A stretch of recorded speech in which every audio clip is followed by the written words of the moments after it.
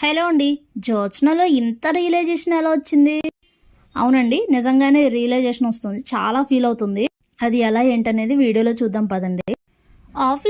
Office నుండి కూడా అయితే సూరజ్ తనకి ఇచ్చిన వర్క్ అంతా కంప్లీట్ చేసేసి ఆఫీస్ నుంచి కూడా వెళ్ళిపోతున్నానని చెప్పేసి అక్కడి నుంచి వెళ్ళిపోతూ ఉంటాడు.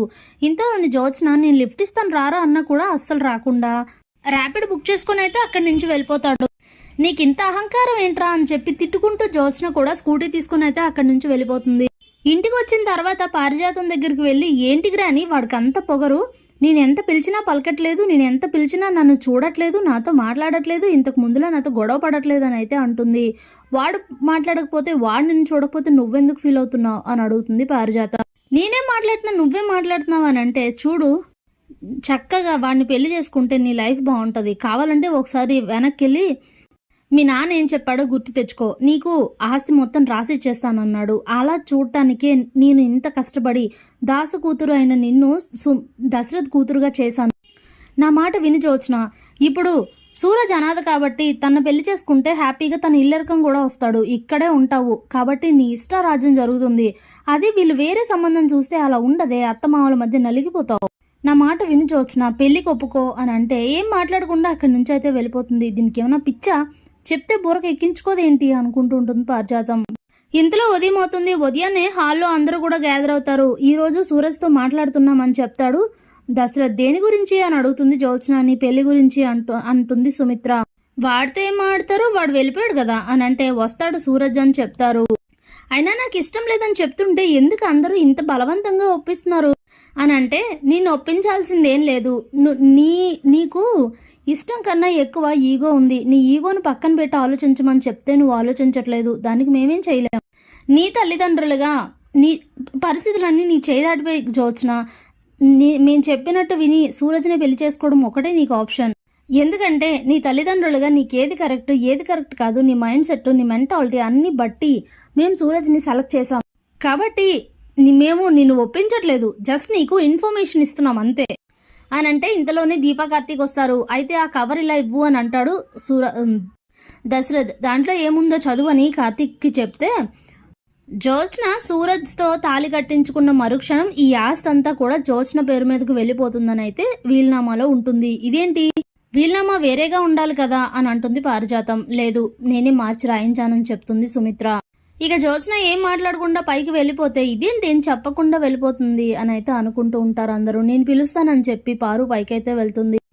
అప్పుడే అలా ఆలోచిస్తూ ఉండిపోతుంది జ్యోత్స్న. ఏంటి గ్రాని నాకు ఈ తలనొప్పు అని అంటే, తలనొప్పు కాదే, జీవితంలో నీకు ఎలాంటి తలనొప్పులు లేకుండా నువ్వు హ్యాపీగా ఉండడానికి ఒక మార్గం ఇది. చక్కగా సూరజ్ గారిని పెళ్లి చేసుకుంటే నీ లైఫ్ బాగుంటుంది. అలాగే ఆస్తి మొత్తం కూడా నీకే ఇచ్చేస్తామని మళ్ళీ వీలునామా రాయించారు.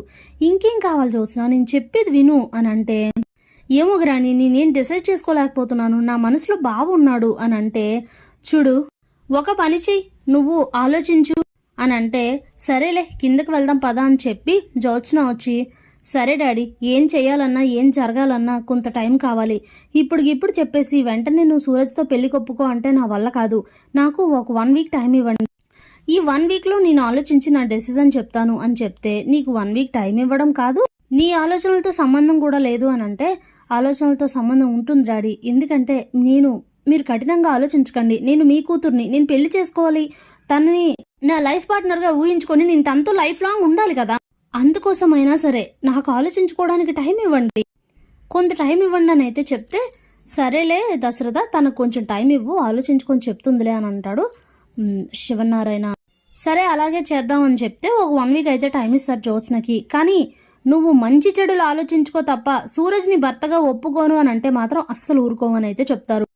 సరే అని జ్యోత్స్న అక్కడి నుంచి వెళ్ళిపోయాక, ఇక ఈ విషయం ఏది సూరజ్ దగ్గర మాట్లాడొద్దు అప్పుడే అని అయితే చెప్తారు శివనారాయణ.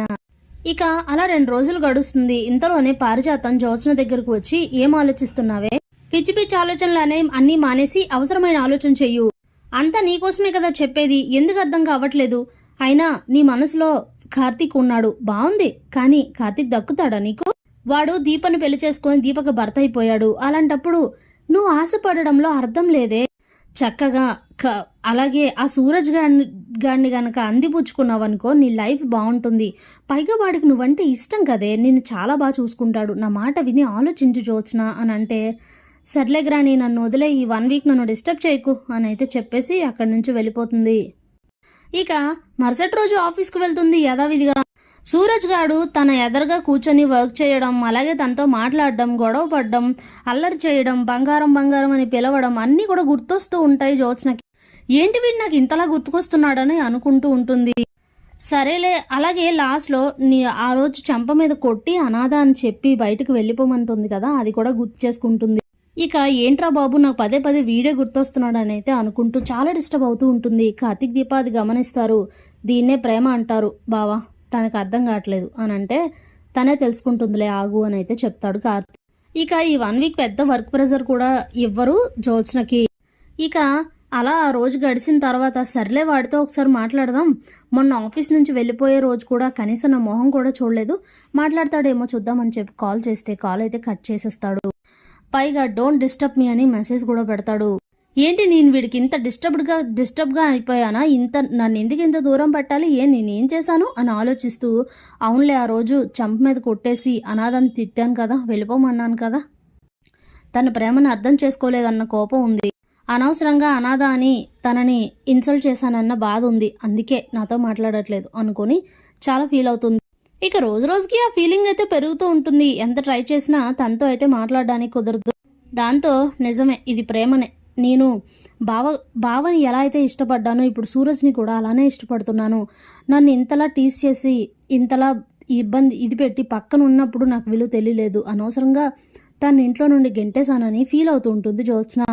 ఇక ఇంతలోనే దశరథ్ సుమిత్ర తన దగ్గరకు వచ్చి మాట్లాడుతూ ఉంటారు. ఎందుకంత డిస్టర్బ్డ్గా ఉన్నావు, ఏమైంది అని అంటే, సూరజ్ని ఇంట్లో నుండి గెంటేసి తప్పు చేశాను మమ్మీ అని అయితే అంటుంది ఒక ఫ్లోలో. ఏంటి, సూరజ్ నీ వల్ల వెళ్ళిపోయాడా అని అంటే ఇంకైతే నిజం చెప్పేస్తుంది. అవును మమ్మీ, నేనే తప్పు చేశాను, తనని ఇన్సల్ట్ చేశాను, కొట్టాను, తిట్టాను, అందుకే వెళ్ళిపోయాడు అని చెప్తే, ఎంత పని చేశావే అని అయితే సుమిత్ర జ్యోత్స్న మీదకి చెయ్యెత్తుతుంది.